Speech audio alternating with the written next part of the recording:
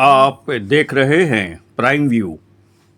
पहली चीज कोर्ट ने ये कहा कि भाई पहला जो नेचर है वो चेंज नहीं होगा, किसी भी प्रॉपर्टी का नेचर नहीं चेंज होगा। नेचर यानी कि जो वक्फ प्रॉपर्टी है, चाहे वक्फ बाय यूजर है या चाहे रजिस्टर्ड है, वो डी नोटिफाई सरकार नहीं करेगी। It will be treated as waqf, वो वक्फ ही मानी जाएगी।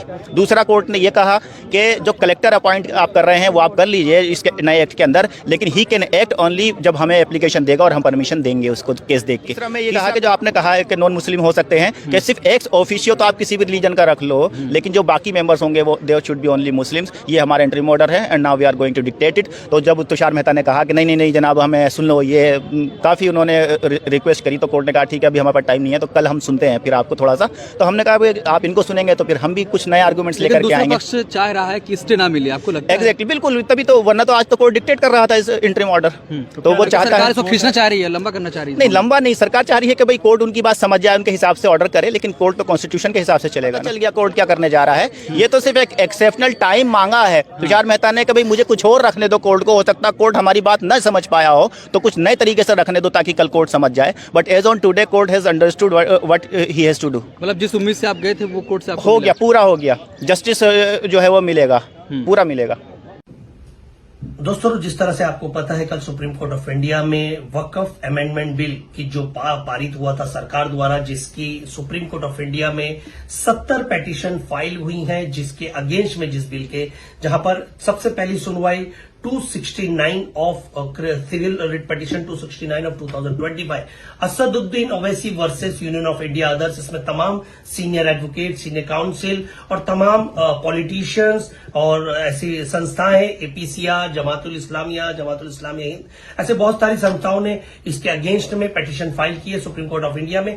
इसकी सुनवाई कर रहे हैं 3 जजेस की बेंचेस, चीफ जस्टिस की बेंच जस्टिस खन्ना सर की बेंच में सुनवाई हो रही है, उनके साथ 2 जजेस और है। और कल सुप्रीम कोर्ट ने यह कहा है, the Supreme Court says that it is proposing to pass an interim order as follows in the petition challenging Waqf Amendment Act 2025. इसमें 3 पॉइंट्स उन्होंने पास किए हैं। The properties declared by a court as a Waqf should not be denotified as Waqf, whether they are by a Waqf, by user or a deed. While the court is hearing the challenging to the Waqf Amendment, जब ये इसकी सुनवाई हो रही थी तो court ने ये कहा गया कि कोई भी इस तरह के आदेश जो भी अब तक पारित हो गए हैं कि डी नोटिफाइड किया जाएगा वक्फ की प्रॉपर्टी को और बाय यूजर्स को इसमें खत्म किया जाएगा, इस पर स्टे लगा दिया है। दूसरा पॉइंट उन्होंने कहा, the court further order that the proviso of the amendment act is as per the which is a waqf property will not be treated as a waqf while the collector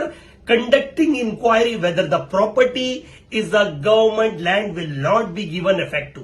मतलब अगर ये collector के हाथ में इसका charge दिया जाएगा और कलेक्टर को ऐसा लगेगा ये गवर्नमेंट लैंड पे ये वक्फ प्रॉपर्टी बनी है, चाहे वो 100 सालों से है, तो कलेक्टर को आदेश है उसे सीज करने के प्रॉपर्टी के, और वो गवर्नमेंट लैंड उसे डिक्लेयर कर सकते हैं। ऐसा उसमें ये पॉइंट भी था। तीसरा पॉइंट है, the court also says that all members of the Waqf board and the central Waqf council member be Muslim except the ex officio member.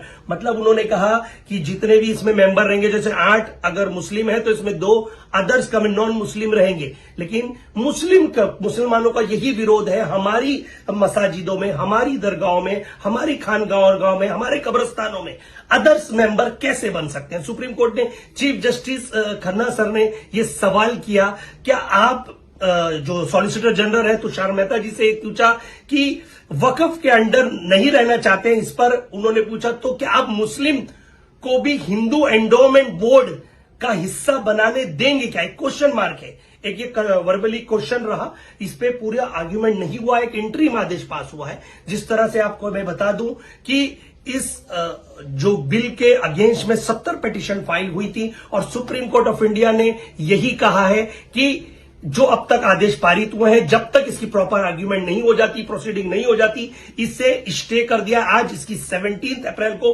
फिर आर्ग्यूमेंट होगा आफ्टरनून में, और फिर तमाम senior advocate, senior council petitioner की तरफ से आर्ग्यू करेंगे, सॉलिसिटर जनरल तुषार मेहता जी इस पर आर्ग्यू करेंगे, तमाम उसके मद्देनजर रखते हुए इस पे ऑर्डर पारित होगा। लेकिन जब तक के लिए हम ये ना कहें कि हम जीत रहे हैं, हार रहे हैं, हम किसी से जीतने हारने नहीं गए, हम अपनी जगहों का हक मांगने के लिए गए हैं, क्योंकि ये हमारी जगह है। हम आपके घर आके ये नहीं कहते हमें अपनी संस्थाओं में, अपनी मंदिरों में या अपनी जगहों पे हमें मेंबर बनाए। हम यही चाहते हैं सिर्फ हमारी जगह हमारी रहे, हमारी कई सालों से कौम की हमारी अपनी है, हमारी आस्था का सवाल है, इसे हाईकोर्ट में नहीं ट्रांसफर किया जाए। ये एक सामाजिक विषय है और ये पूरे देश का विषय है, ये स्टेट का विषय नहीं। ऐसा आर्ग्यूमेंट कपिल सिब्बल सर ने कहा। आज जो आर्ग्यूमेंट होगा उस पर सबकी नजर होगी। मैं आपका member of supreme court of India advocate शान एलाई, जय हिंद साथियों।